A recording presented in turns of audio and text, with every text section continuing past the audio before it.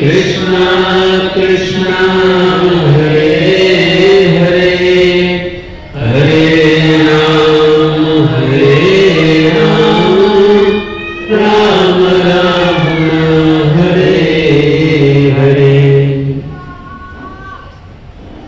कृष्णाय वासुदेवाय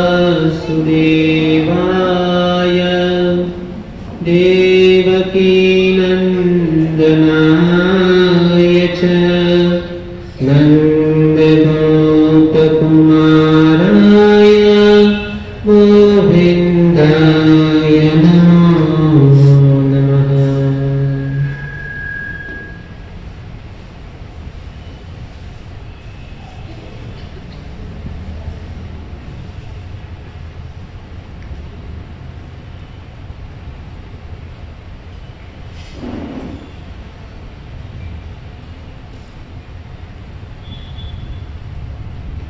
हरे कृष्ण। तो यहाँ पर उपस्थित आप सभी भक्तजनों का अंतर्राष्ट्रीय कृष्ण भावनामृत संघ की ओर से हार्दिक स्वागत है। बहुत ही सुंदर विषय, जैसे हम लोगों ने पिछले हफ्ते डिस्कशन किया था कि किस प्रकार से हम श्रीमद् भगवद गीता को डिस्ट्रीब्यूशन करते हैं, और जो भी कोई व्यक्ति भगवद गीता को वितरण करता है तो उसको क्या लाभ प्राप्त होता है। और हमने बहुत सारे एग्जाम्पल देखे, बहुत सारे भक्तों का उदाहरण हम लोगों ने आपके सामने बताया था कि किन किन लोगों ने किस प्रकार से भगवद गीता वितरण किया और उनको क्या क्या लाभ हुआ। तो ये जो भगवद गीता है बहुत ही सुंदर ग्रंथ है, खास करके हमारे जैसे बद्ध जीवों के लिए कलयुग के अंदर यह भगवद गीता जो है ना सार में है।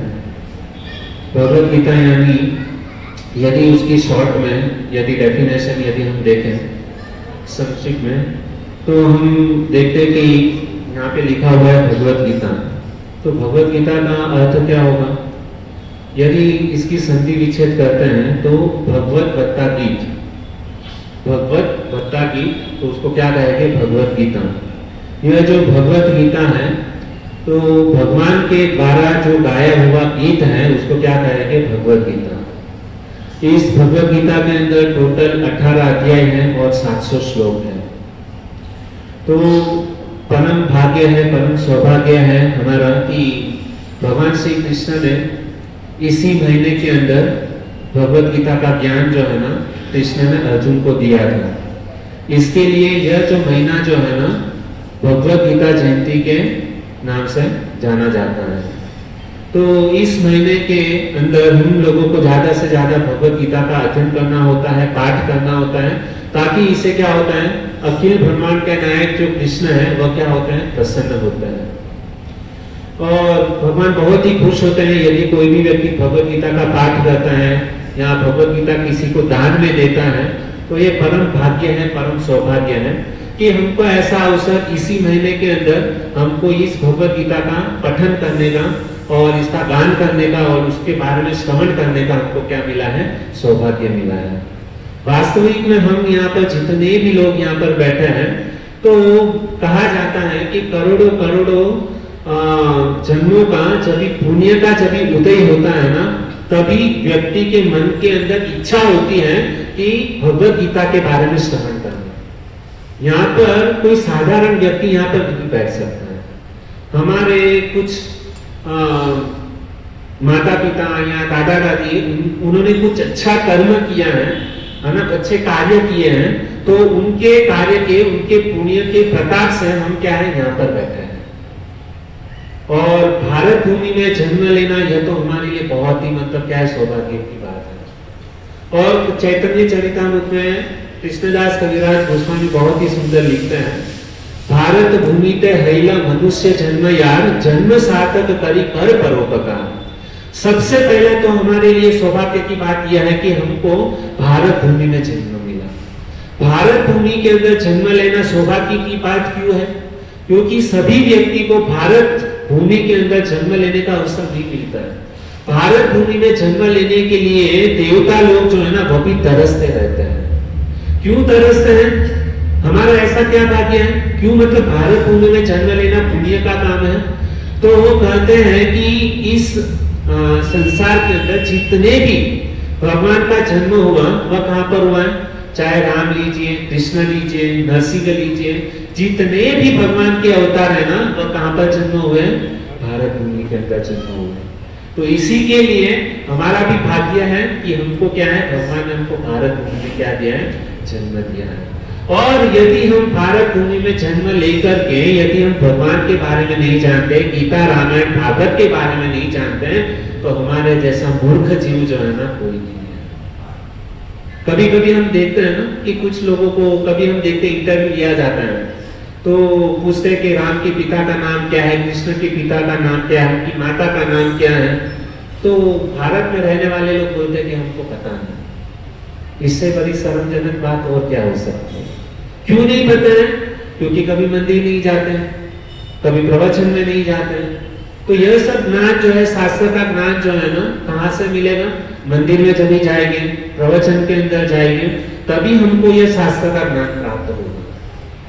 पिक्चर देखने में, घूमने में, होटल में जाने से और कहीं पे भी ये ज्ञान जो है ना हमको प्राप्त नहीं होगा। इसके लिए सबसे पहले हमको हमारा कर्तव्य की है कि हम ऐसे प्रवचन में जाए, हम ज्ञान प्राप्त करें और हम हमारे बच्चे को ऐसी शिक्षा प्रदान करें। यदि इस भगवत गीता का ज्ञान यदि हम लोगों ने हमारे बच्चे को नहीं दिया ना, तो बड़े होके वह लोग जो है ना हमको घर पर नहीं रखेंगे। कहां पर भेज देंगे हम लोगों को? वृद्धाश्रम। ये मतलब चल रहा है। पहले यहाँ पर वृद्धाश्रम मतलब किसी ने नाम भी नहीं सुना था, लेकिन पाश्चात्य संस्कृति जो है ना धीरे धीरे हमारे भारतवर्ष में आ रही है और पाश्चात्य देश की संस्कृति को हम अपना करके क्या कर रहे हैं, हमारा जीवन को जो है ना बर्बाद कर रहे हैं। हमको बहुत अच्छा लग रहा है कि हाँ मतलब कम कपड़े पहनना, मतलब है ना, हम उसकी संस्कृति को फॉलो करके क्या कर रहे हैं, हमारा जीवन व्यर्थ कर रहे हैं। तो हम लोगों को सावधानी रखनी होगी। यदि हम हमारे शास्त्रों के बारे में, है ना, हमारे ग्रंथों के बारे में यदि हम नहीं जानेंगे ना, तो आज हम परिस्थिति हमारे सामने है। हम देख रहे हैं कि हिंदू के ऊपर कितना अत्याचार हो रहा है। न्यूज सब लोग देख रहे हैं, किसी को बताने की जरूरत नहीं है कितना अत्याचार हो रहा है। क्यों? क्योंकि हमने हमारी संस्कृति के बारे में, हमारे ग्रंथों के बारे में ठीक ठीक तरीके से अभ्यास नहीं किया। इसके लिए आज हिंदू लोग ही आपस में झगड़ रहे हैं। क्यों हो रहा है ऐसा? क्योंकि गीता का ज्ञान नहीं है। और हम लोगों ने यहाँ पर बहुत ही सुंदर विषय जो है ना, सक्सेस, भगवत गीता के मतलब आधार रख करके हम सक्सेस के ऊपर क्या कर रहे हैं, चर्चा कर रहे हैं। तो ये जो भगवत गीता के ऊपर हम लोगों ने पिछले कई मतलब हफ्ते से हम लोग ने इसके ऊपर स्टॉप किया था, क्योंकि बीच में कृष्ण जन्म आया, जगन्नाथ रथ यात्रा आया और दीपावली का दिन आया। तो हम लोगों ने इस चैप्टर को क्लोज करके बाकी सब टॉपिक किए थे। लेकिन हम लोगों ने जहां पर अपने इस टॉपिक को स्टॉप किया था, वहीं से हम क्या करेंगे, इसको प्रारंभ करेंगे। तो हम लोगों ने अंतिम सत्र में देखा था भगवत गीता के कि हम वास्तविक में ये शरीर नहीं है, हम क्या है, आत्मा है। तो इसके ऊपर मैंने बहुत सारे उदाहरण दिए थे कि हम ये शरीर नहीं है, हम आत्मा है। तो हम इसको साबित कैसे करेंगे? तो मैंने उदाहरण दिए थे, लेकिन वापस में इसी को वापस में दोहराता हूं। तो इसके ऊपर मैंने कुछ 4 या 5 एग्जांपल दिए थे। तो सबसे पहला एग्जांपल, हम कैसे हम अपने आप को समझ सकते हैं कि हम ये शरीर नहीं, हम आत्मा है। तो सबसे पहला हम लोगों ने आपको एग्जांपल दिया था कि सहज समझ, सहज समझ के द्वारा हम अपने आप को समझ सकते हैं कि हम ये शरीर नहीं, हम आत्मा है। तो सहज समझ में हमने आपको एक उदाहरण दिया था, कौन सुनता है, कौन बोलता है। तो जैसे मैं आपको बोलूं कि आप लोग सुन रहे हो, किसके द्वारा सुन रहे हो? हाँ, कान के द्वारा, बराबर। किसके द्वारा देख रहे हो? आंख के द्वारा, बराबर। तो ये सुन कौन रहा है? हमारा कान ना, हमारा कान क्या है, सुन रहा है। हमारी आंख क्या कर रही है, देख रही है, बराबर। तो यदि हम, आप लोगों ने कहा कि हमारी आंख जो है ना, हम आंख के द्वारा देखते हैं, कान के द्वारा सुनते हैं, मुंह के द्वारा खाते हैं और पांव के द्वारा हम चलते हैं। तो आपको एक एग्जांपल देता हूं कि जैसे समझो किसी की मृत्यु हो गई है, बराबर। उस किसी की मृत्यु हो गई है, तो क्या वह व्यक्ति हमको देख सकता है? नहीं। हमने आपको क्या पूछा कि आप हमको कैसे देख रहे हैं? आंखों के द्वारा। तो वो जो मरा हुआ व्यक्ति है, क्या उसके पास आंख नहीं है? आंख है ना। लेकिन फिर भी वो हमको नहीं देख पा रहा है। हमने आपको दूसरा प्रश्न पूछा कि आप किसके द्वारा सुनते हो, आपने क्या कहा कि कानों के द्वारा। तो जो मरा हुआ व्यक्ति है, क्या उसके पास कान नहीं है? है ना, उसके पास कान भी है ना, लेकिन फिर भी वह सुन नहीं पा रहा। हम किसके द्वारा खाते हैं? मुंह के द्वारा, जीवा के द्वारा।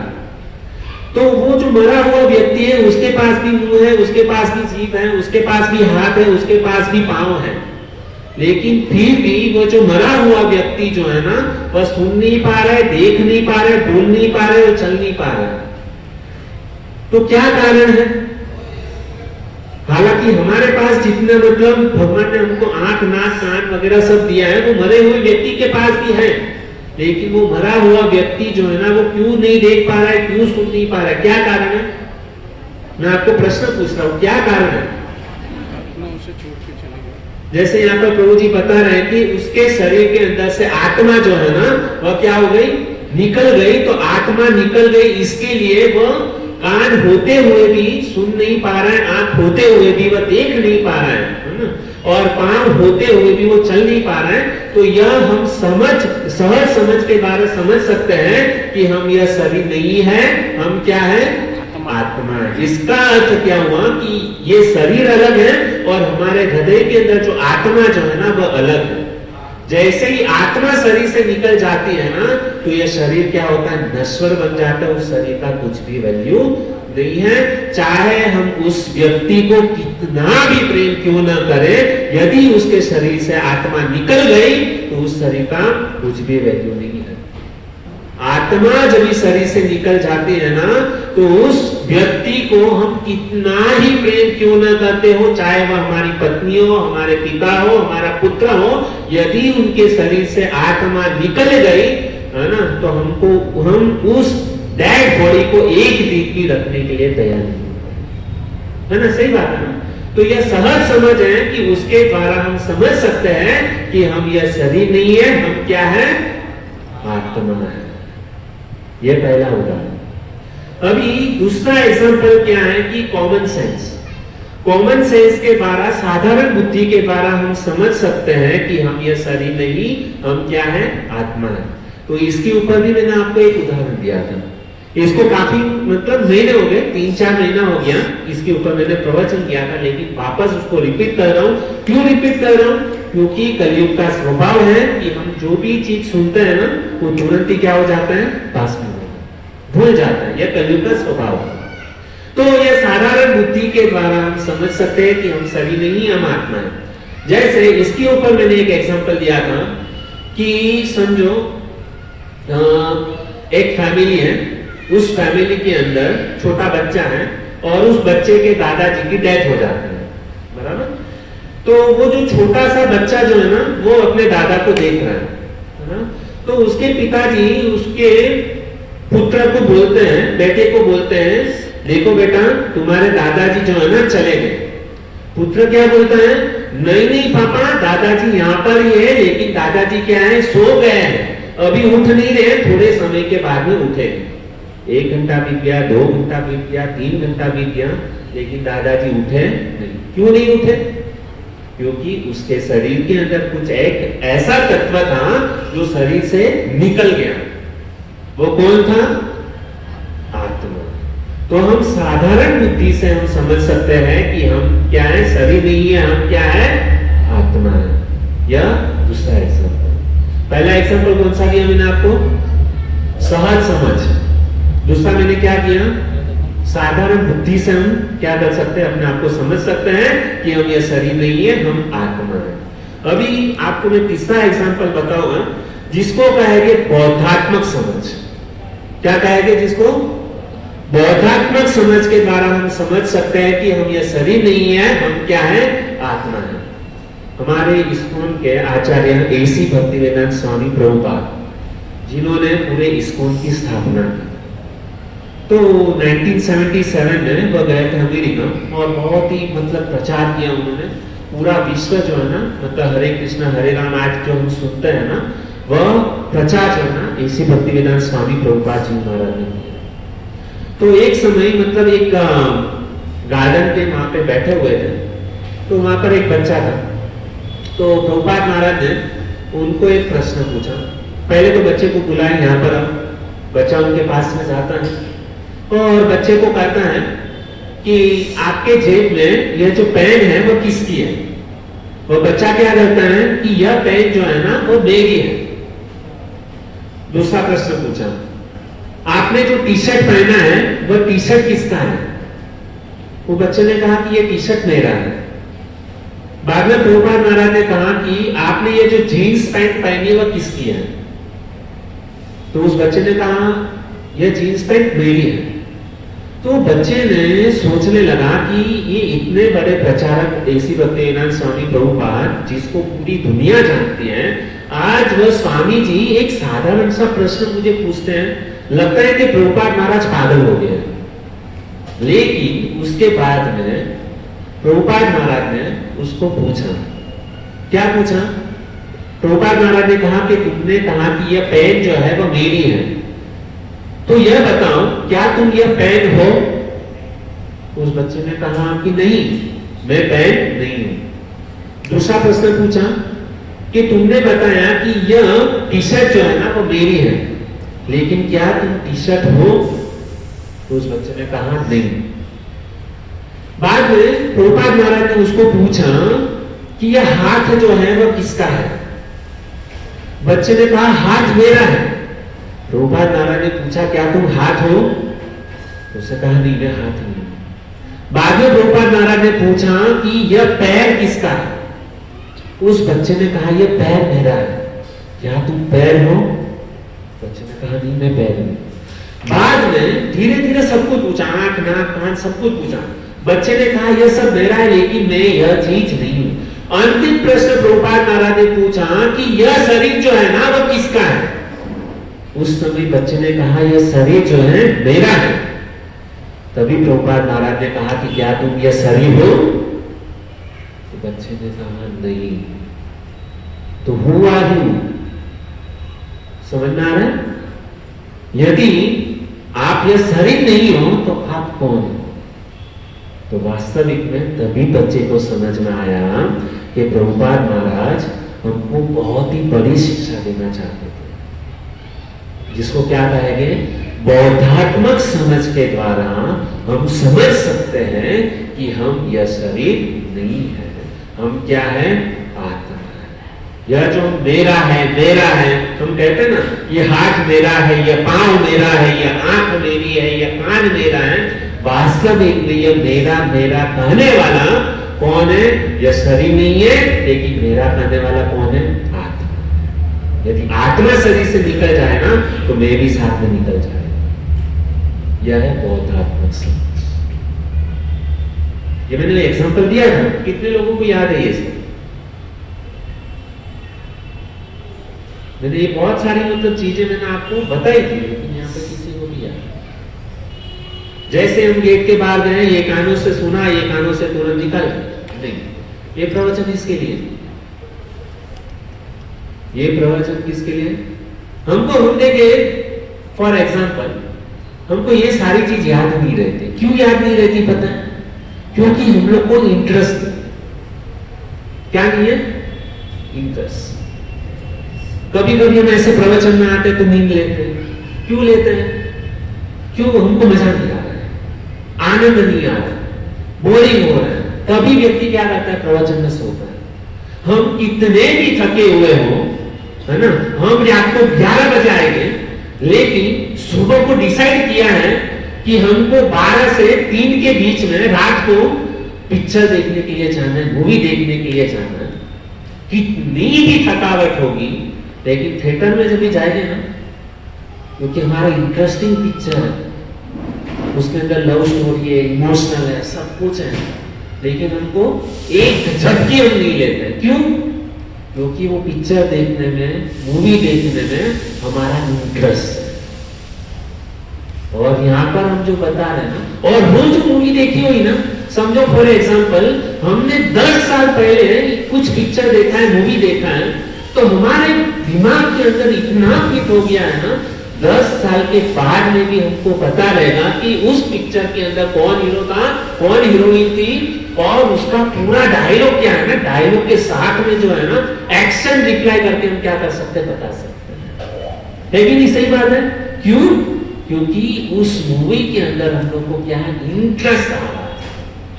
लेकिन यहाँ पर ये चीज 3 महीने पहले हमने आपको बताई थी, लेकिन हमको एक मतलब एग्जाम्पल जो है ना हमको याद नहीं है। क्यों याद नहीं है उदाहरण? क्योंकि हम लोगों को इंटरेस्ट नहीं है। जब इंटरेस्ट आएगा ना तभी ये सारी बात जो है ना हमको दिमाग में जाएगी। बच्चे लोगों को भी आप देखिए, जब भी हम बच्चे को स्कूल में पढ़ाई करने के लिए भेजते हैं, ट्यूशन में भेजते हैं, ट्यूशन में क्यों भेजते हैं? क्योंकि बच्चे लोग स्कूल में ठीक तरीके से पढ़ाई नहीं करते हैं, इसके लिए उसको एक्स्ट्रा क्लास लोग करवाने के लिए ट्यूशन में भेजते हैं। लेकिन ट्यूशन में जाने के बाद भी वह बच्चा जो है ना पढ़ाई में फेल होता है। क्यों? क्योंकि बच्चे को पढ़ाई करने में इंटरेस्ट नहीं। इंटरेस्ट जगाना पड़ेगा, इंपॉर्टेंस हमको, क्योंकि देखो क्या है पता है, उस चीज को जो है ना हमने महत्व नहीं दिया। जैसे हम पैसा कमाने के लिए जाते हैं तो हम कितना इंटरेस्ट के साथ में उसको मतलब लगाव के साथ में क्या करते हैं, हम पैसे कमाने के लिए जाते हैं। क्यों? क्योंकि यदि हमने मेहनत नहीं किया, पैसे नहीं कमाए ना, तो क्या होगा, भूखे मरना पड़ेगा। तो इसके लिए इंटरेस्ट ना होते हुए भी देखो, ऑफिस जाना किसी को भी अच्छा नहीं लगता है। सुबह मतलब सुबह 6 बजे उठो, ट्रेन के धक्के खाओ, बोरीवली से गिरा से बोरीवली, ट्रेन में जाना किसी को भी अच्छा नहीं लगता है, लेकिन जाना पड़ता है, इंटरेस्ट दिखाना पड़ता है ना। यदि हम लोग ने मेहनत नहीं किया, इंटरेस्ट नहीं दिखाया ना, तो क्या होगा, भूखे मरना पड़ेगा। तो इसी क्यों? क्योंकि हम लोगों ने उसको महत्व दिया है। तो हम लोग ये सारी चीज को हम समझ नहीं सकते। क्यों नहीं समझ सकते? क्योंकि इसका इंपॉर्टेंस हमको पता नहीं है, महत्व हम लोगों ने जाना नहीं है। इसके लिए यदि इसका महत्व जान लिया ना, तो कभी भी हम दुखी नहीं होंगे। हमने यदि समझ लिया कि हम ये शरीर नहीं है, हम आत्मा है, तो किसी के बाप की ताकत नहीं है कि आपको कोई दुख दे सके, आपको कोई परेशान कर सके। है किसी की ताकत? आज हम देखते हैं समाज के अंदर युद्ध हो रहे हैं, है ना, युद्ध हो रहा है, आपस में झगड़ा हो रहा है। क्यों हो रहा है? क्योंकि हम अपने आप को ये शरीर समझ रहे हैं। आज हम बोलते हैं कि हम हिंदू हैं, हम मुसलमान हैं, हम ख्रिस्ती हैं, हम ईसाई हैं। हमने जात पात क्या किया, क्रिएट किया, हम ये धर्म के हैं, फलाना धर्म के हैं। हम अपने आप को ये समझ रहे हैं। इसकी यदि हम समझ ले, प्रत्येक व्यक्ति यदि ये बात को समझ ले कि हम ये शरीर नहीं है, हम आत्मा है। आत्मा कहां से आया? परमात्मा से आया हुआ है। परमात्मा का अंश है आत्मा। तो परमात्मा का अंश होने के नाते हम सब आत्मा हुए। एक आत्मा दूसरी आत्मा का क्या हो गया? भाई हो गया। आजकल हम देखते हैं ना, रशिया यूक्रेन के साथ में युद्ध कर रहा है ना, पाकिस्तान अफगानिस्तान के साथ युद्ध कर रहा है। तो ये सब युद्ध क्यों हो रहे हैं? देश देश के युद्ध क्यों हो रहे हैं?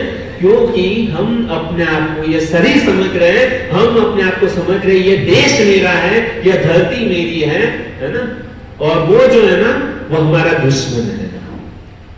लेकिन यदि हम समझ ले, प्रत्येक व्यक्ति, यदि प्रभुपाद महाराज कहते थे कि प्रत्येक व्यक्ति को यह समझना होगा कि हम ये शरीर नहीं है, हम आत्मा है। आत्मा होने के नाते हम सब भाई हैं। तो भाई, एक भाई दूसरे भाई का वध कैसे कर सकता है? झगड़ा होगा ही नहीं ना। तो यह है, यदि हम समाज के अंदर, देश के अंदर, पूरे विश्व भर में यदि हम शांति चाहते हैं, तो हमको प्रत्येक व्यक्ति को प्रचार करना होगा कि हम यह शरीर नहीं है, हम क्या है? आत्मा है। तो दुख नाम की कोई चीज ही नहीं होगी, कोई टेंशन नहीं है। क्यों?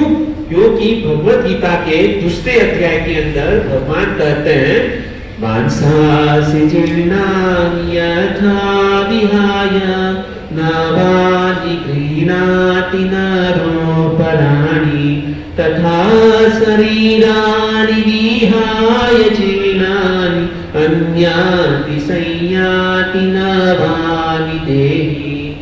भगवान कृष्ण भगवत गीता के दूसरे अध्याय के अंदर बहुत ही सुंदर बात बताते हैं कि ये शरीर, ये जो आत्मा है ना, वो कैसा है? जिस प्रकार से वांसासी जीर्णानि यथा विहाय, हम लोगों ने ये जो वस्त्र पहना है, तो हम क्या करते हैं, वस्त्र पहनते हैं। हरि बोल, हरे कृष्णा हरे कृष्णा कृष्णा कृष्णा हरे हरे, हरे राम राम राम हरे हरे, हरे कृष्णा कृष्णा कृष्णा हरे हरे, हरे राम राम राम हरे हरे। जैसे यहाँ पर ये जो स्पीकर है, अभी क्या हुआ, स्पीकर की बैटरी चली गई है ना, तो हमारा भी ठीक उसी तरीके से है। यदि हमारे शरीर में से हमारी बैटरी चली जाएगी ना, तो हम क्या हो जाएंगे, हरि बोल हो जाएंगे। वो बैटरी क्या है, आत्मा है। तो इसके लिए भगवान ने हमारी बैटरी चली जाए ना, उसके पहले हम लोगों को क्या करना चाहिए, भगवान को याद कर लेना चाहिए। हरे कृष्णा कृष्णा कृष्णा हरे हरे, हरे राम राम राम हरे हरे। આપણે ગુજરાતીમાં કહીએ કોનો ફટાકે ક્યારે ફૂટી જાય ને ખબર નથી, ફટાકે ફૂટે ને એની પહેલા ભગવાનનું નામ લઈ લેવું જોઈએ, કારણ કે આ જ એક એવી વસ્તુ છે કે જે આપણી સાથે આવવાની છે। जब भी किसी की मृत्यु होती है ना, उस समय हम लोग बोलते, क्या बोलते हैं, राम नाम सत्य है, राम नाम सत्य है। वो वास्तविक में मरा हुआ व्यक्ति जो है ना, वो हमको सिखा रहे हैं। उसके लिए कोई जरूरत नहीं है, क्योंकि उसकी आत्मा तो गई, वो डेड बॉडी है, लेकिन वो मरा हुआ व्यक्ति हमको सिखा रहा है कि जीवन में कितना भी पैसा कमाओ, कितना भी गाड़ी बंगले में घूमो रहो, लेकिन ये सब कुछ हम लोग ने जितना भी एंजॉयमेंट किया है ना, यह कुछ भी हमारे साथ में नहीं आने वाला है। आने वाला है और क्या है, केवल राम का नाम। यह सब जानते हुए भी हम क्या है, भगवान का नाम लेते आलस करते।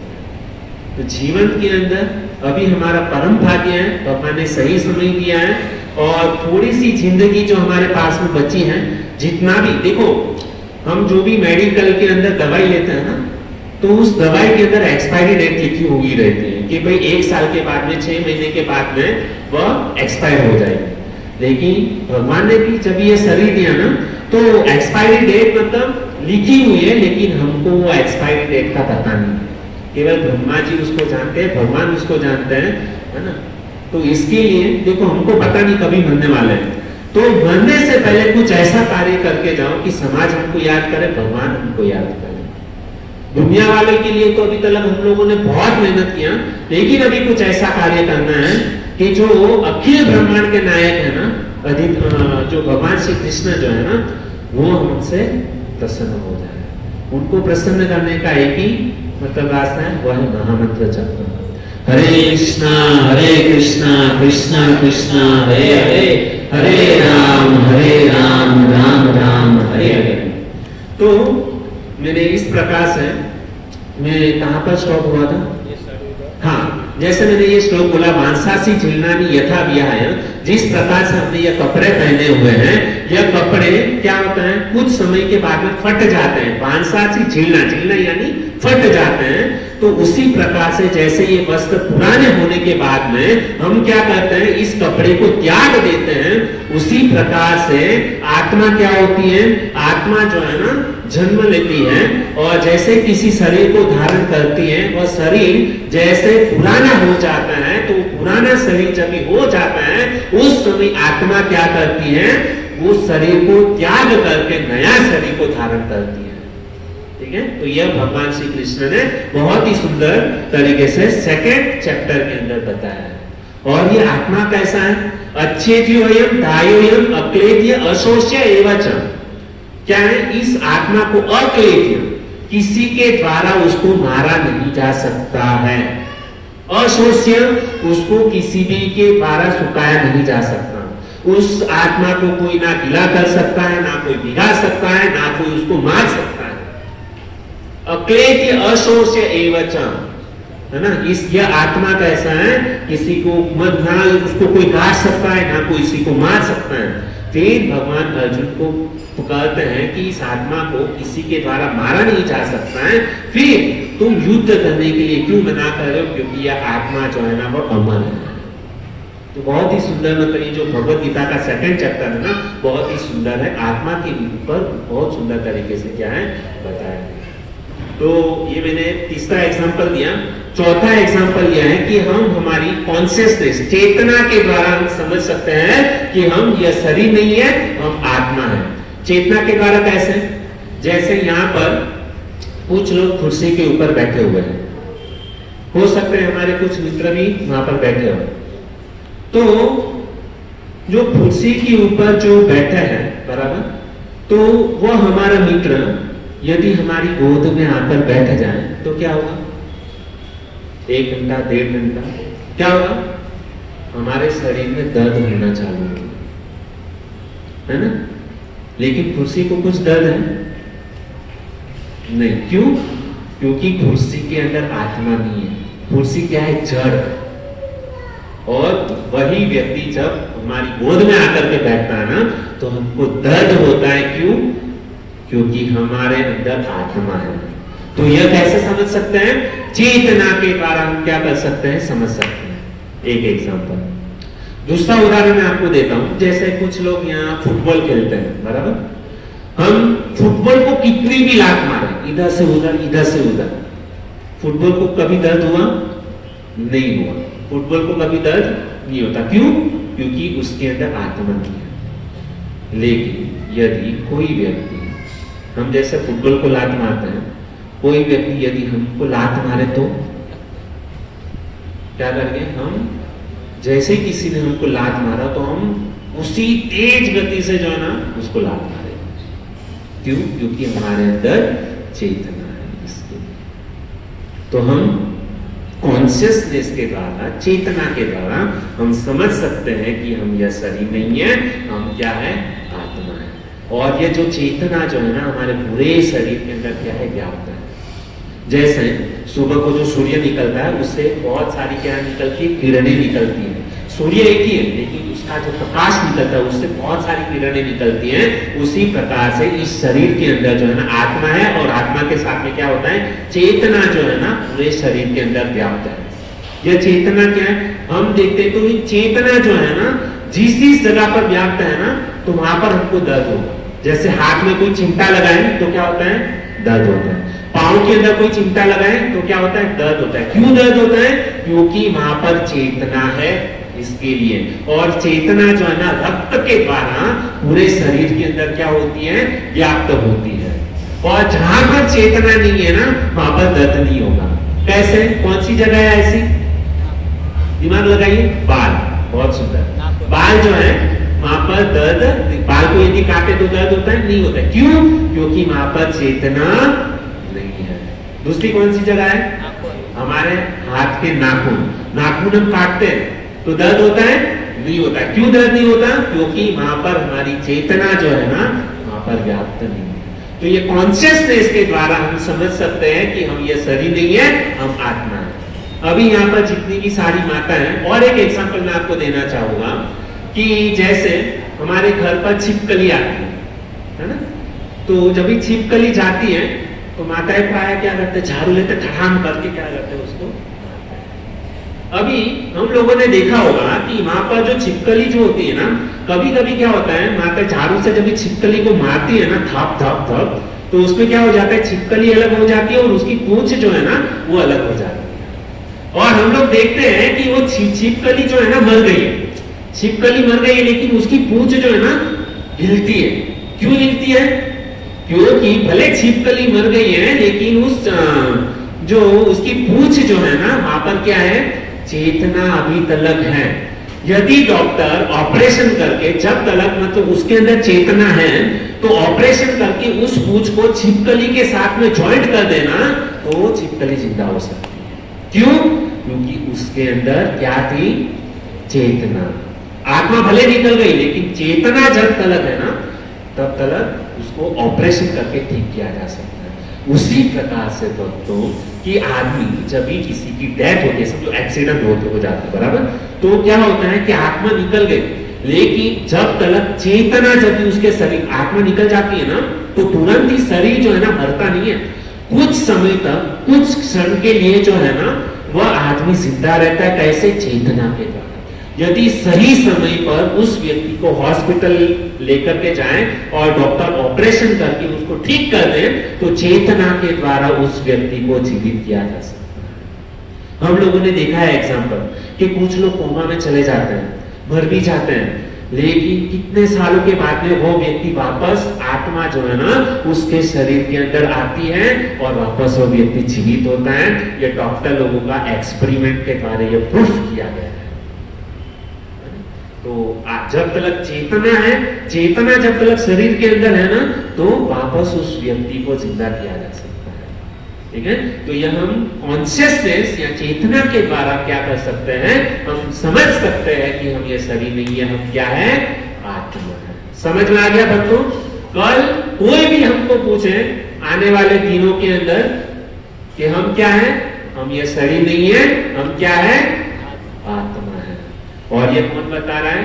भगवान श्री कृष्ण। ये जो ज्ञान जो है ना वह अर्जुन को बता रहे हैं। सबसे पहला उपदेश भगवान श्री कृष्ण ने, अर्जुन जो था ना कुरुक्षेत्र की युद्ध भूमि में खड़ा है, बस आज से 5,500 साल पहले इसी महीने के अंदर भगवान श्री कृष्ण और अर्जुन सामने कौरव सेना पूरी थी, बस युद्ध प्रारंभ होने में कुछ ही समय बाकी था।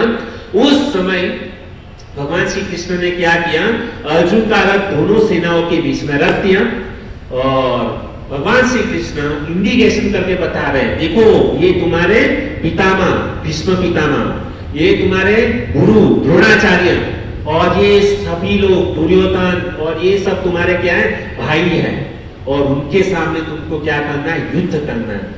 और जैसे मतलब अर्जुन ने ये देखो पहले से पता ही था कि हम लोगों को युद्ध करना था, सब कुछ डिसाइड था, लेकिन जब भी अर्जुन कुरुक्षेत्र की युद्ध भूमि में कौरव के सामने जब भी देखा कि मेरे पितामह जिन्होंने मुझे छोटे से लेके बड़ा किया, मेरे गुरु द्रोणाचार्य जिन्होंने मुझे ये धनुर्विद्या का ज्ञान दिया, उसी व्यक्ति को मुझे क्या करना है, मेरे हाथों से वध करना है, मुझे उसको मारना है। उस समय अर्जुन के हाथ से घाटी सरकने लगा, अर्जुन का मुंह सूखने लगा और अर्जुन को क्या हो गया, अर्जुन कृष्ण को कहता है बस अभी युद्ध मतलब चालू होने में कुछ ही क्षण बाकी है, शंख बज फूकने वाले हैं। उस समय अर्जुन कहता है कि मैं युद्ध नहीं करूंगा। क्या बोल दिया अर्जुन ने कि मैं अभी युद्ध नहीं करूंगा। और उस समय और बहुत सारे मतलब बहाने बताते हैं। पहले अध्याय के अंदर अर्जुन ने युद्ध न करने के लिए बहुत सारे कारण बताए और बाद में और अर्जुन का जो तर्क जो था ना वो भी सही था। अर्जुन बताता है कि ये मेरे गुरु को यदि मैं वध करूंगा मुझे पाप लगेगा, ये मेरे पितामह है, मेरे पितामह को वध करूंगा मुझे पाप लगेगा। किसके लिए युद्ध हो रहा है, भूमि प्राप्त करने के लिए ना, राज्य प्राप्त करने के लिए मुझे युद्ध करना है ना, मुझे ये राज्य चाहिए। अर्जुन ने क्या बोल दिया, मुझे ये राज्य नहीं चाहिए, इसका वध करके मुझे पाप लगेगा। यदि समझो इनको वध करके मैंने राज्य प्राप्त भी कर लिया तो इस सुख से मुझे क्या लाभ मिलेगा। यदि मैं मेरे भाई को मार करके यदि मैं राज्य प्राप्त करूं, राजा बनूं, उससे मुझे क्या लाभ। यदि उसको मतलब भोगने वाले हमारे परिजन ही साथ में नहीं रहेंगे तो ऐसा युद्ध मुझे नहीं करना है। उससे अच्छा तो मेरे लिए सबसे मतलब श्रेयस्कर यह होगा कि मैं जंगल में चला जाऊं और जंगल में जा करके भीख मांग करके, साधु बंद करके, ब्रह्मचारी बंद करके मैं मेरा अपना जीवन यापन करूं। अर्जुन का तर्क सही था कि नहीं, कि गलत था? अर्जुन सही बोल रहा था ना। अर्जुन ने क्या कहा कि इन लोगों को यदि मैं वध करूंगा तो इसकी मतलब पत्नी विधवा बन जाएगी, और विधवा बन जाएगी तो उसके ऊपर कुदृष्टि डालने वाले बहुत सारे लोग होंगे, और वो विधवा पत्नी का मुझे क्या लगेगा, हाई मुझे लगेगी। तो ये मुझे कार्य नहीं करना। सही बात है ना, कि गलत बात है अर्जुन की, लेकिन भगवान श्री कृष्ण क्या कर रहे हैं, कुछ भी नहीं बोले उसको। पहले अध्याय में भगवान वाचा है ही नहीं, सेकेंड अध्याय के अंदर दूसरे चैप्टर के अंदर भगवान श्री कृष्ण अर्जुन को बता रहे हैं कि तुम्हें क्यों युद्ध करना चाहिए। क्यों युद्ध करना चाहिए अर्जुन को?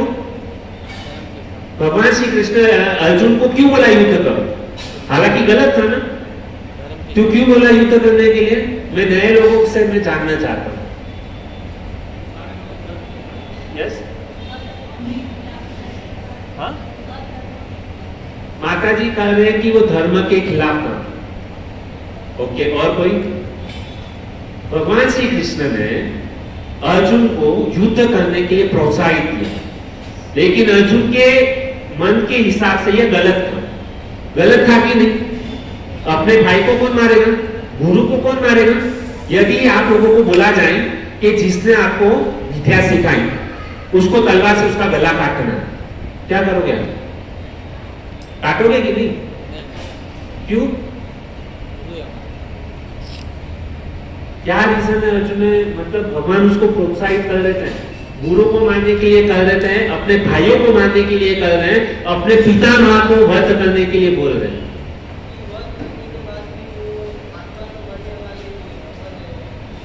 यस, प्रभु जी बोल रहे हैं कि मतलब युद्ध करने के बाद में क्या बोला आपने? आत्मा अमन रहने वाली। ठीक है, एक मतलब आंसर सही है, और भी मुझे सही आंसर नहीं मिला है। क्या रीजन था? प्रभु जी ने बोला सही है, लेकिन और भी मतलब आंसर है, 100% सही नहीं है। हम लोगों ने अभी तक बहुत सारे प्रवचन में गए हैं, ऐसा गीता भागवतम के बहुत सारे क्लास सुने, है ना? सब लोगों ने देखो, कथा तो यूट्यूब के ऊपर सब जगह पे मतलब चल रही है, लेकिन कथा सुनने के बाद में ज्ञान तो होना चाहिए ना कि मतलब क्या है। अपने आप को प्रश्न पूछना चाहिए, यही मतलब क्या है सार है, इसके ऊपर मंथन करना ना, ये भक्ति है, भगवान इसे खुश होते हैं। हमें प्रश्न होना चाहिए। गुरु ने ही बताया है, हाँ, लेकिन मुझे आंसर नहीं मिला है ना। अर्जुन मतलब भगवान ने उसको क्यों बोला कि भाई तुम उसका वध करो, हालांकि उनका वध करना पाप है, उनकी पत्नी विधवा हो जाएगी, है ना? और विधवा होने के बाद में उससे जो भी कोई शादी करेगा ना, उससे जो बच्चे पैदा होंगे वो वर्ण संकर बच्चे क्या होंगे? पैदा होंगे। अर्जुन पहले अध्याय में बोल रहे हैं, वर्ण संकर किसको कहते पता है? विधवा होने के बाद में पराय पुरुष सभी मतलब उसके साथ में विवाह करते हैं, दो तीन जो कुदृष्टि डालते हैं, है ना, उससे संभोग करते हैं, उससे जो बच्चे पैदा होते हैं ना, वो वर्ण संकर पैदा होते हैं। ऐसे लोगों को वर्ण संकर कहा जाता है। और वर्ण संकर बच्चे की बुद्धि कभी भी इसमें नहीं लगी। क्या कारण था? देखिए, ये आप घर पे जाके थोड़ा इसके ऊपर चिंतन मंथन करके आना, और आने वाले बुधवार को जो है ना हमको बताना। अभी मैं इसका आंसर नहीं दूंगा, क्योंकि अभी इसका आंसर नहीं दूंगा तो नेक्स्ट वेडनेसडे को आपको कोई आऊगा, तो इसका आंसर आपको घर से ढूंढ करके लाना है कि क्या कारण था। थोड़ा इसके ऊपर सोचिए, चिंतन कीजिए, मनन कीजिए, ठीक है? तो मैं यहाँ पर ये जो टॉपिक है यहाँ पर मैं खत्म करता हूँ। इतना तो क्लियर हो गया कि हम यह शरीर नहीं है, हम क्या है? आत्मा है। अभी दूसरा प्रश्न, चलो आपने प्रभु जी बोल दिया कि हम यह शरीर नहीं है, हम आत्मा है, ठीक है? लेकिन आपने बता तो दिया ये शरीर नहीं है, हम आत्मा है, लेकिन यहाँ पर ये जो बैठा हुआ है वो कौन है? हम यहाँ पर इतना मतलब बड़ा बड़ा प्रवचन करते हैं, ये शरीर के द्वारा है ना, तो ये शरीर किससे बना हुआ है? प्रश्न है। देखो, आत्मा समझ में आ गया, लेकिन भगवान ने हमको क्या दिया है? यह शरीर दिया है, तो यह शरीर किससे बना हुआ है? तो कहते हैं कि यह जो शरीर जो है ना पंच महाभूतों से बना हुआ है। किससे? पंच महाभूत। तो इसको भी हम साबित करेंगे कि हमारा शरीर पंच महाभूतों से कैसे बना हुआ है। तो सबसे पहला आइए हम जानते हैं कि हमारा शरीर कौन से पंच महाभूतों से बना हुआ है। तो सबसे पहली वस्तु है पृथ्वी। हमारा शरीर किससे बना हुआ है? पृथ्वी। हम साबित करके दिखाएंगे। आप कहेंगे प्रभु जी हमारा शरीर पृथ्वी से बना हुआ है, पृथ्वी तो हमारे शरीर के अंदर किधर दिखाई तो नहीं देती, दिखाई दे रही है क्या पृथ्वी? नहीं, तो हम कैसे मान ले कि हमारा शरीर पृथ्वी से बना हुआ है? चलो आगे बढ़ते हैं। दूसरा चीज, हमारा शरीर किससे बना हुआ है? जल। जल यानी पानी। पानी दिखाई दे रहा है? पानी भी नहीं दिखाई दे रहा है। इसके ऊपर हम प्रूफ करेंगे कि हमारा शरीर पृथ्वी से बना हुआ है, पानी से बना हुआ है। लेकिन कंडीशन एक है कि आपको यहाँ पर आना होगा और थोड़ा धैर्य बनाना होगा, तो 2 कान खुले रखने होंगे और सोना नहीं, तभी हम आपको बता पाएंगे। तीसरा, हमारा ये जो शरीर किससे बना हुआ है? अग्नि। किससे बना है? अग्नि। अग्नि दिखाई देती है? नहीं, लेकिन बना किससे है? अग्नि से। चौथा, वायु, हवा से। हमारा शरीर किससे बना हुआ है? हवा। हवा भी दिखाई देती है क्या? नहीं, लेकिन हमारा शरीर किससे बना हुआ है? हवा से। पांचवी चीज है किससे? आकाश। आकाश हम देखते हैं ना, हमारा शरीर किससे बना हुआ है? आकाश। ये जो 5 चीजें मैंने आपको बताई ना, वो 5 में से एक भी चीज हम हमारे शरीर के अंदर नहीं देखते, लेकिन मैं साबित करके दिखाऊंगा कि हमारा ये जो शरीर जो है ना, इन 5 महाभूतों के द्वारा बना हुआ है।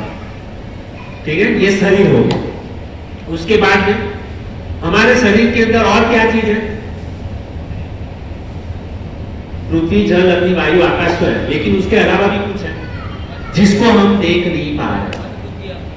मन, बुद्धि और अहंकार किससे बना हुआ है? हमारा शरीर के अंदर क्या है? मन, बुद्धि और अहंकार।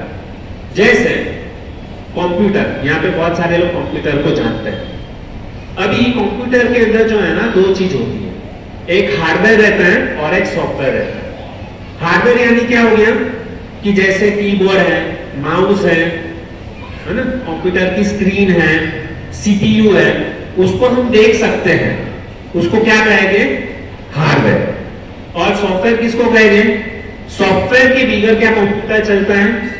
नहीं, सॉफ्टवेयर के बगैर कंप्यूटर नहीं चल सकता। विंडोज 98, विंडोज 2000 है ना, ये सारे मतलब सॉफ्टवेयर जो है ना, उसके अंदर इंस्टॉल करने पड़ते हैं। हालांकि उसको देख नहीं सकते हैं, लेकिन सॉफ्टवेयर के बगैर जो है ना, कंप्यूटर काम नहीं करता।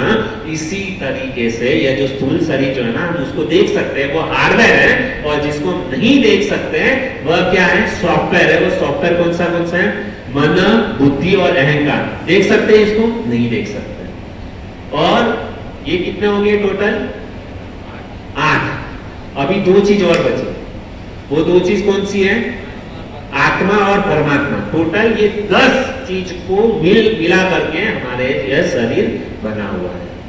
इतना समझ में आया? पृथ्वी, जल, अग्नि, वायु, आकाश, ये हमारा हार्डवेयर है। और दूसरा सॉफ्टवेयर क्या है? मन, बुद्धि, अहंकार, आत्मा और परमात्मा।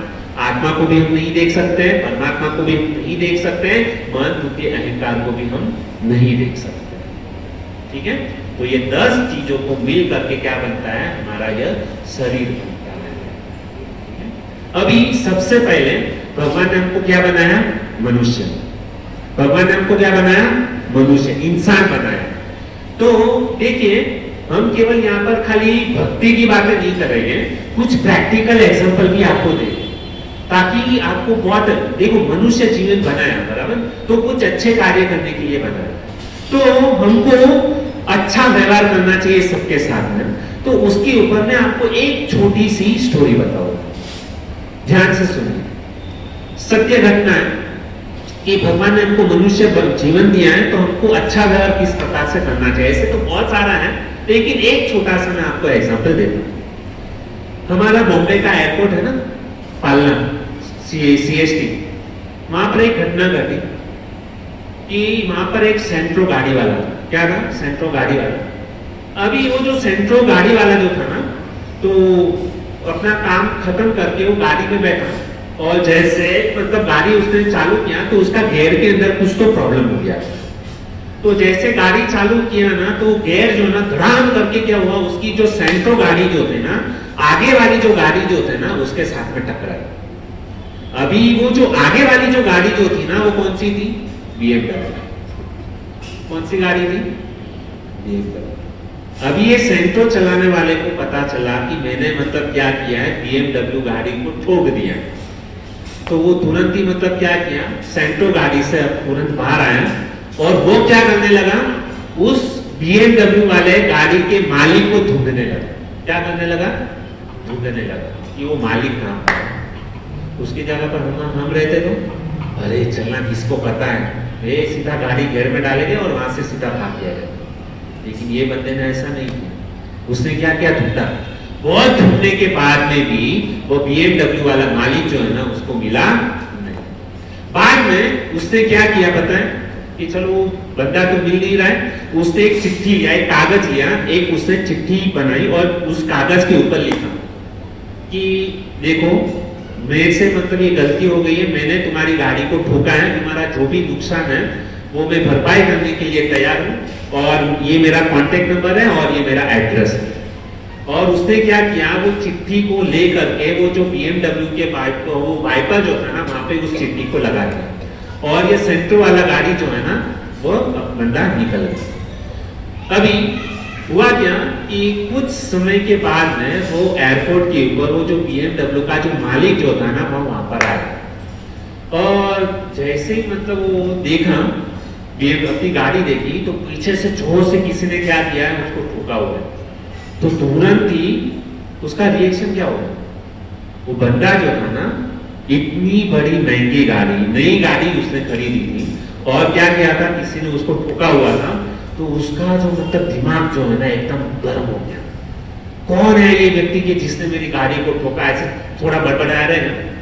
लेकिन बाद में वो जैसे ही गाड़ी खोल के अपने गाड़ी के अंदर बैठा तो वाइपर के ऊपर जो है ना उसको एक चिट्ठी मिली।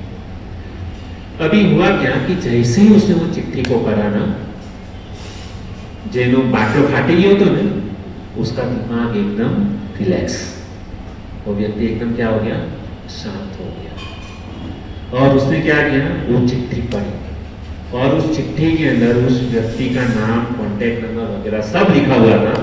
अभी वो व्यक्ति जो है ना कहां पर गया, उस सेंट्रो वाले की ऑफिस में गया जहां पर उसका एड्रेस, कांटेक्ट नंबर, उसको फोन नहीं किया, डायरेक्टली उसकी ऑफिस में जाकर गया और जैसे ही मतलब ऑफिस में गया उसका नाम भी लिखा था। उसने कहा कि भाई आप ही वो व्यक्ति हो, तो उसने कहा कि हाँ मैं ही मनीष नाम लिखा था। उसने कहा मैं ही मनीष हूँ। तो उसने कहा कि मैं BMW का मालिक है ना, मैं आपको मिलने के लिए आया। तुरंत ही वो जो सेंट्रो वाला जो बंदा जो था ना अपने ऑफिस के चेयर पे से खड़ा हो गया और उसने कहा कि देखो, अरे आपको यहाँ पर आने की क्या जरूरत थी, है ना, आप मुझे एक फोन तो कर देते थे, है ना, मैं तुरंत मैं आपके पास खुद चल करके आ जाता था, आपने फोन भी नहीं किया और मतलब डायरेक्टली ऐसा आ गया। तभी उस समय वो BMW वाला जो मालिक जो था ना उसने जो बात कही है ना दिल को छूने वाली बात थी। उसने कहा कि देखो मैंने मेरे जीवन में बहुत सारे लोग देखे, लेकिन आज जीवन में पहली बार ऐसा इंसान देख रहा हूं। वास्तविक में मैं तुम्हारे पास से पैसे लेने के लिए तुम्हारे पास यहाँ पर नहीं आया, लेकिन मुझे तुमको देखकर यह आश्चर्य हो रहा है कि इस कलयुग के अंदर, इस घोर कलयुग के अंदर मैं तुम्हारे जैसे व्यक्ति का दर्शन करने के लिए भी यहाँ पर आया हूँ। तो इंसानियत की कोई चीज नहीं। भगवान की कृपा से ये 30-35 लाख की गाड़ी है, मेरा बॉम्बे के अंदर 3 करोड़ का मेरा फ्लैट है, अच्छा खासा कमाता हूँ, लेकिन इस कलयुग के अंदर तुम्हारे जैसे इंसान मिलना ना, ऐसे इंसान का दर्शन करने के लिए नहीं। इसके लिए भक्तों भगवान ने हमको यह शरीर दिया है, मनुष्य जीवन दिया है, ऐसा इस शरीर से कार्य करें ताकि हम दूसरे को मदद हो सके, किसी को हानि ना पहुंचाए इस शरीर से। ऐसा कोई भी कार्य मत करो कि जिससे हमारे इस शरीर से दूसरे शरीर को, जिससे दूसरे आदमी को कष्ट हो, जिसको दुख हो। हमारे कार्य से हम किसी को रुलाना नहीं चाहते हैं, हम ऐसा कार्य करें ताकि वो हमारे कार्य से जो है ना वो खुश हो, प्रसन्न हो, और उस व्यक्ति को इच्छा हो कि मुझे इस व्यक्ति से मिलना है, हमारे दिल की बात इस व्यक्ति को कहनी है। ऐसा कुछ कार्य करके दिखाना है, और जब भी ऐसा दिल बना करके रखोगे ना तभी भगवान हमारे से प्रसन्न होंगे। भैया भगवान भी चाहते हैं, और भगवान के पास भी ऐसे लोगों की कमी है।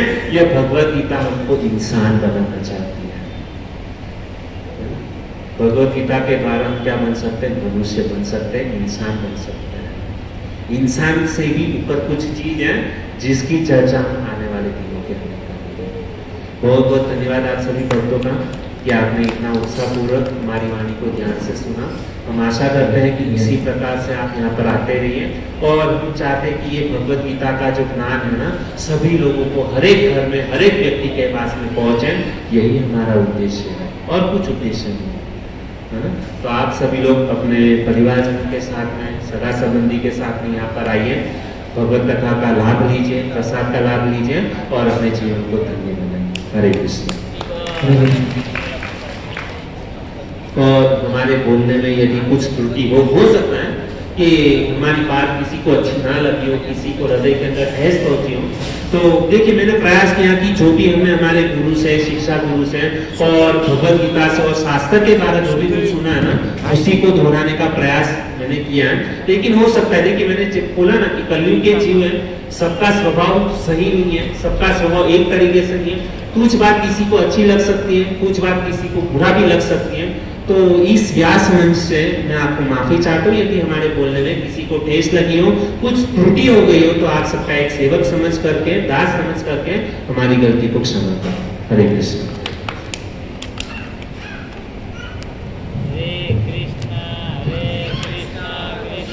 कृष्णा हरे हरे, हरे राम राम राम हरे हरे। हरे कृष्णा। बहुत बहुत धन्यवाद हिज ग्रेस जीवन कृष्ण प्रभु जी के। तो सबसे पहले प्रभु जी बताया कि ये भगवत गीता किसने गाई, किसने बोली है। भगवत गीता अर्थात भगवान श्री कृष्ण ने गाई है। तो भगवत गीता 5000 साल पहले कुरुक्षेत्र के युद्ध में भगवान श्री कृष्ण अर्जुन को ही बताए। कितने साल हो गए, उसके बाद में आज हमारा सौभाग्य है कि जीवन कृष्ण प्रभु जी हमें भगवत गीता का ज्ञान दे रहे हैं।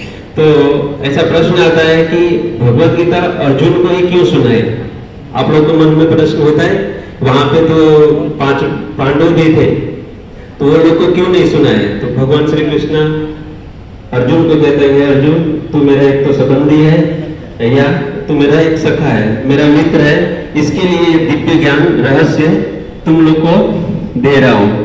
तो कहने का मतलब यह है भक्तों कि प्रभु जी हमें 5000 साल पहले का जो दिव्य ज्ञान था, अर्जुन कृष्ण का मित्र था, सखा था, इसके लिए दिव्य ज्ञान दे रहे। और प्रभु जी हम लोग को ऐसे फ्री में ज्ञान दे रहे। प्रभु जी को हम लोग क्या दे रहे, इतने टाइम निकाल, इसके पीछे कितना तैयारी करना पड़ता है, उसके ऊपर भी प्रसाद भी दे रहे। तो हमारा कर्तव्य होता है कि प्रभु जी का सपोर्ट करें। तो आइए प्रभु जी के लिए एक बार हरे कृष्णा महामंत्र से अभिवादन करते हैं। हरे कृष्णा कृष्णा कृष्णा हरे हरे, हरे राम राम राम हरे हरे।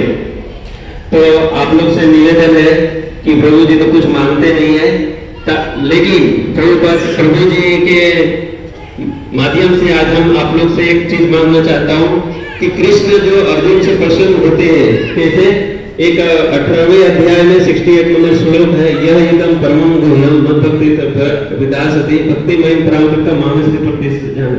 इसका मतलब होता है कि ये ज्ञान किसी को देता है तो कृष्ण प्रसन्न हो जाते हैं। तो हमें ये भगवत गीता का ज्ञान देना चाहते हैं किसी को, तो यहाँ से भगवत गीता आज आप लोग लेकर के जाइए और घर पे पढ़िएगा। 68 नंबर के श्लोक में, बाद में 69 नंबर के श्लोक में कहते हैं कृष्ण कि न च मनुष्य, जो मनुष्य है ये संसार में ऐसे दुर्लभ, ये जो भगवत गीता का ज्ञान किसी को देता है वो न, ये मनुष्य मेरा ऐसा संसार में कोई नहीं है जो उतना मेरा प्रिय है। आप पढ़ लीजिएगा। तो भगवत गीता हम आज यहाँ से बोलेंगे या प्रभु जी लिखेंगे, कौन कौन माता जी, सबसे निवेदन है कि घर पे लेके जाइए अपना पैसा डाल करके, और यदि पैसा नहीं होएगा तो आप लोग लेके जाइए, किसी को दीजिएगा। तो नीलवरण प्रभु जी लेकर के जाएंगे। हमें 10,000 का टारगेट मिला है, उसमें से प्रभु जी ने 6,000 भगवत गीता कर चुका है। हरि बोल। हमें 2,000 करना है, उसमें से हम ये बार प्रतिज्ञा लिया हूँ कि कम से कम 100-150 रुपए हम करेंगे। उसमें से मैं 35 भगवत गीता कर लिया हूँ और आज 100 करेंगे तो आज मैं 10 भगवत गीता लेकर के जाऊंगा। तो नीलवरण प्रभु जी यहाँ पे लिख रहे नंबर लिखा दीजिएगा और नाम, मेरा नाम धनंजय दास, 10 भगवत गीता। दिव्य आनंद प्रभु उनका लिखिए 100 भगवत गीता। हरि बोल। सबके लिए ताली बजाएंगे जो लिखेंगे। जिसको जिसको लेना है हाथ ऊपर करिए। प्रभु जी आप कितना लीजिएगा? हरि बोल। प्रवीण 10 भगवत गीता लिखने के बाद हरे कृष्ण कृष्ण हरे हरे हरे राम राम राम हरे हरे। देखिए प्रभु भगवान श्री कृष्ण बोलते हैं कि यहाँ तक कसम खाते हैं कि हे यशोदा मैया, नंद बाबा को कहते हैं कि नंद बाबा, यशोदा मैया, जो मेरा